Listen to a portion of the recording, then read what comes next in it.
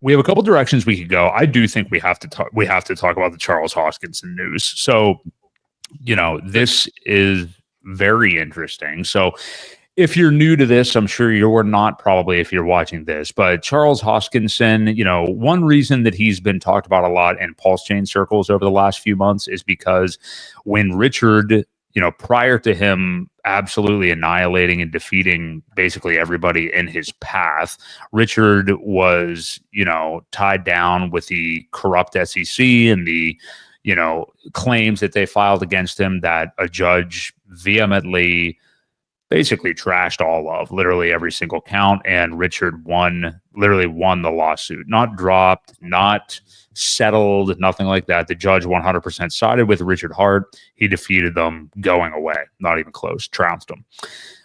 During that time, Charles Hoskinson was referencing that case a lot, acting as if the SEC, had a valid claim. And then what I didn't appreciate kind of about what he did is just the way that he cited what he said were facts without really coloring them in at all. Not just about the SEC, but then also what he was talking about. He kept calling it a red notice case, like there was a case going on with a red notice or something like that. And it's fine. Like if you want to just like present headlines, then you kind of see what happens as Charles is seeing now. Like if you just want to present headlines that you're seeing somewhere without doing any due diligence to color them in or understand what Interpol actually is or what their history of corruption is. Obviously, nobody really takes the SEC seriously anymore, and they're a totally reshaped entity now that Paul Atkins and this administration has taken them over. But Charles did not in any way come to Richard Hart's aid. I don't want to say necessarily that he like shit on him or totally threw him under the bus, but he certainly was not positive about anything going on with Richard. And whenever Pulse Chain people try to clarify things to him, it's really weird. I think Charles really enjoyed the attention, honestly, that stuff was getting him. And I think the engagement was fun, maybe because there isn't as much happening with Cardano right now. I'm not sure what it is. But whenever Pulse Chain people would kind of come back at him, he just started blocking them and then posting so much about Pulse Chain and how I'm not going to talk about Pulse Chain again and all these things. And he just keeps on doing it. So anyway, that brings us to what's happening with him right now. And there were rumors of him rolling back the chain. So this was the first post. And I actually think Cryptos R Us might have deleted this post because I couldn't find it from him. But he said, in case you missed it, Cardano founder Charles Hoskinson is accused of rewriting the network ledger to manipulate token flows and seize control of $619 million worth of the ADA token. That's Cardano's token. Charles denies the claims, and the Cardano Foundation is preparing to launch an official audit report on the issue. So it's not just that he rolled back the chain, it's also these fraud allegations, which are allegations that were also brought against Richard Hart and totally dismissed, as the SEC tried to allege that in a civil case.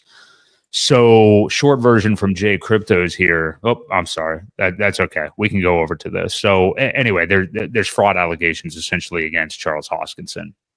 He constantly now has been posting for people to like look more into this. What are you doing just talking about headlines, which is just, again, pretty weird considering the background that we just gave about exactly what he was doing with Richard Hart. So he says, Charles does, I'm absolutely disgusted by the conduct of the crypto media. I mean, I can't even believe this. Any semblance of objective or fair reporting has been thrown out the window in favor of maximally viral clickbait. This is just crazy. The fact that every party connected to the ADA voucher redemption has publicly stated there is no fraud, no allegations came from any law enforcement, regulatory body, lawsuit, or buyer. The person alleging misconduct has no connection or inside knowledge of the sale or the processes, and there's an audit underway from BDO to explain the sale. Any credible media agency, given these facts, would understand that it is fundamentally irresponsible to propagate news suggesting the possibility of massive theft. The headlines I've seen are beyond damaging. They will require months, if not years, of work and millions of dollars to undo post-audit. If you participated in this insanity, then know that you're scum. You hurt people. My, how the tables have turned. Yeah. Doesn't that sound familiar? It does. Wildly. I don't know where I've heard this story before. Yeah. Crypto media attacking somebody and making up stories and don't know what they're talking about. And then everybody kind of runs with it. And then everybody's scum because they propagate such articles and allusions to everybody else. Boy, karma just really sucks, huh?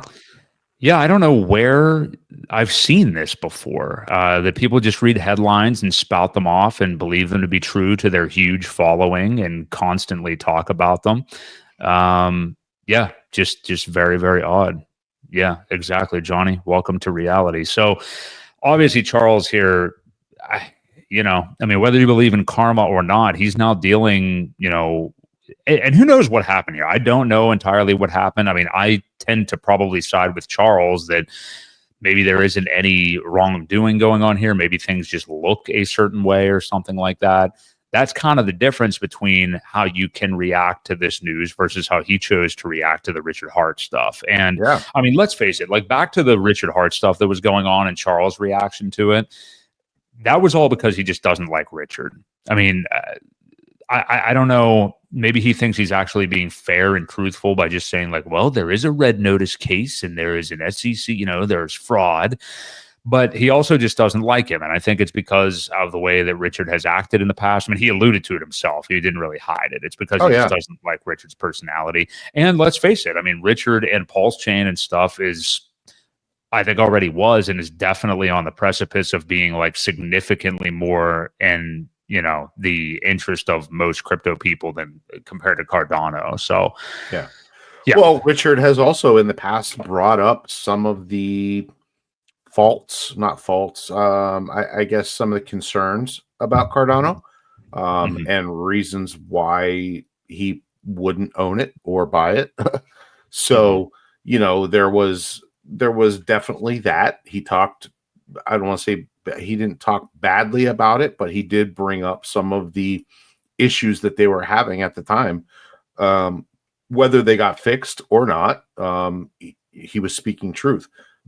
So, yeah, Charles didn't care for that whenever he spoke badly about his project. So, I mean, whatever. Like I said, karma kind of sucks. And now he's kind of facing the same thing where the crypto news media is maybe not reporting 100% accuracy.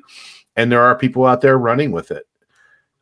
News travels fast, and it doesn't matter if it's true or not. If somebody says, well, I read it here and this and that, for me personally, again, I'm kind of with you there and think maybe, there is nothing to this and they fixed it, whatever.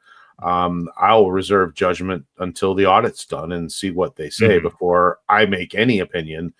I just think it's very ironic of how he's acting now when there's bad news about him out there.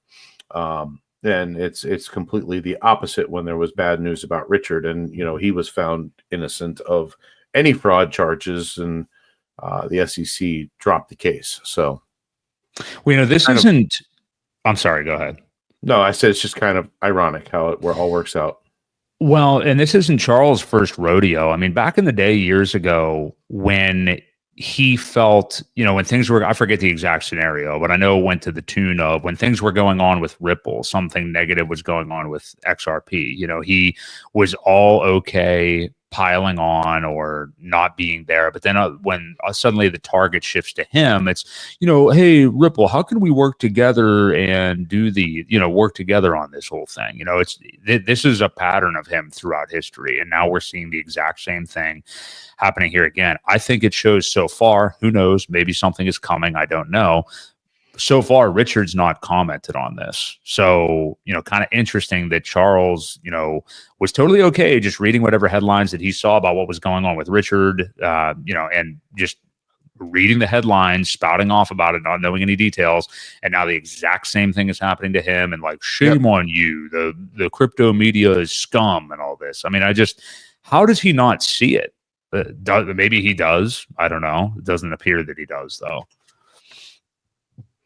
Yep. I don't know. Yeah. No, it's funny. Again, the irony is pretty interesting. I'm not going to, one thing I will say is I'm not going to like kick him while he's down. I mean, it's one thing whether you actually actively offer help or something like that, but I'm not going to do what he did to the people in this ecosystem and did in response to Richard Hart whenever it was going on. During that whole time, Richard never responded to him, never said anything about it. And yeah, somebody said this in the chat earlier. Maybe he needs to be referenced to Quinn Emanuel to dealing with some of his issues right now. Right. Yeah. It's probably, it's better that Richard doesn't, it doesn't affect him one way or another. So he's probably best to just stay out of it. Yeah.